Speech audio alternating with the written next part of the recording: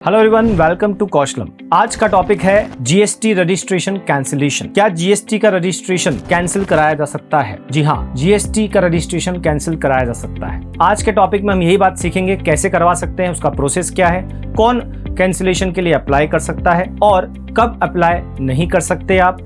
इसके बाद क्या आप जीएसटी रजिस्ट्रेशन को, कैंसिलेशन को रिवोक करवा सकते हैं। तो इन्हीं मुद्दों पर आज हम बात करने जा रहे हैं। सबसे पहले बात करें जीएसटी रजिस्ट्रेशन कैंसिलेशन का। सीधा सा मतलब यह है कि जीएसटी जब आप रजिस्टर्ड होते हैं और उसके बाद आप अपने रजिस्ट्रेशन को कैंसिल करवाते हैं तो आप अब जीएसटी के लिए, जीएसटी पे करने के लिए, रिटर्न फाइलिंग के लिए लायबल नहीं है। अगला क्वेश्चन यह है कि जीएसटी रजिस्ट्रेशन कैंसिलेशन के लिए अप्लाई कौन कर सकता है? तो जीएसटी रजिस्ट्रेशन कैंसिल के लिए खुद टैक्स पेयर अप्लाई कर सकता है, उसके लीगल हायर्स कर सकते हैं इन केस ऑफ डेथ, या फिर प्रॉपर ऑफिसर खुद भी आपका रजिस्ट्रेशन कैंसिल कर सकता है। अब क्वेश्चन ये उठता है कि कब एक टैक्स पेयर या उसके लीगल हायर्स रजिस्ट्रेशन के लिए, जीएसटी रजिस्ट्रेशन कैंसिलेशन के लिए अप्लाई करेंगे।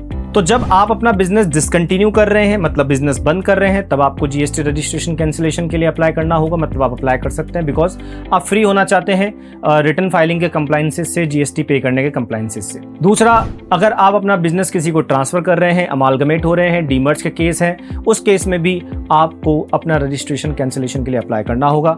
इस तरह अगर आप अपना बिजनेस का कॉन्स्टिट्यूशन ही चेंज कर रहे हैं, लाइक प्राइवेट लिमिटेड से आप पब्लिक लिमिटेड कंपनी बनने जा रहे हैं, तो उस केस में भी आपको अपना पुराना जीएसटी रजिस्ट्रेशन कैंसिल करवाना होगा। अब बात करते हैं कब एक प्रॉपर ऑफिसर भी आपका जीएसटी रजिस्ट्रेशन कैंसिल कर सकता है। तो जब आप अपना business declared place of business के अलावा कहीं और चला रहे हो, जब आप गुड्स या सर्विसेज की सप्लाई कर रहे हैं बट इनवॉइसेस रेज नहीं कर रहे, या फिर आप इनवॉइसेस रेज कर रहे हैं बट गुड्स एंड सर्विसेज की सप्लाई एक्चुअल में आप नहीं कर रहे हैं। इसी तरह जब आप आईटीसी अपने कस्टमर को पास नहीं कर रहे हैं, या फिर आप GSTR1, GSTR3 भी जो रिटर्न फाइलिंग है जीएसटी में, वो रिटर्न आप टाइमली फाइल नहीं करते हैं, तो 2 बार या 2 महीने तक ऐसा ना करने के केस में आपका रजिस्ट्रेशन कैंसिल करा जा सकता है। इसी तरह अगर आप गलत तरीके से इनपुट टैक्स क्रेडिट ले रहे हैं, या फिर आप गलत तरीके से यूटिलाइजेशन कर रहे हैं अपनी इनपुट टैक्स क्रेडिट का, लाइक अगर आप अपनी आउटपुट लायबिलिटी पे करने के लिए 99% अपनी इलेक्ट्रॉनिक क्रेडिट लेजर में जो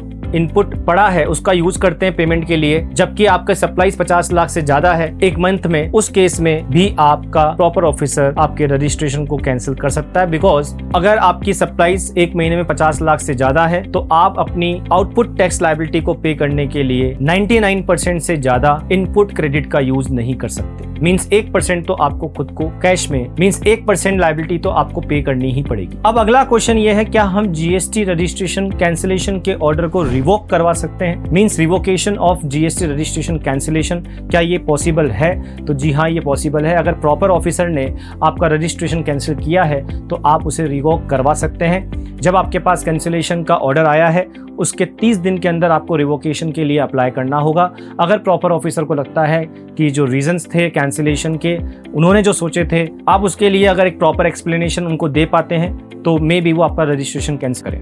लेकिन अगर आपने वॉलंटरी कैंसिलेशन के लिए अप्लाई किया है अपनी इच्छा से, वहां आप रजिस्ट्रेशन कैंसिलेशन के ऑर्डर को रिवोक नहीं करवा सकते। चलिए हम क्विकली एक बार देख लेते हैं कैसे हम ऑनलाइन जीएसटी रजिस्ट्रेशन कैंसिलेशन के लिए अप्लाई कर सकते हैं। तो सबसे पहले आपको जाना है जीएसटी पोर्टल पर। जीएसटी पोर्टल पर जाकर आपको लॉगिन करना है। लॉगिन करने के बाद आपको जाना है सर्विसेज पे। सर्विसेज में आपके पास जाना है रजिस्ट्रेशन पर।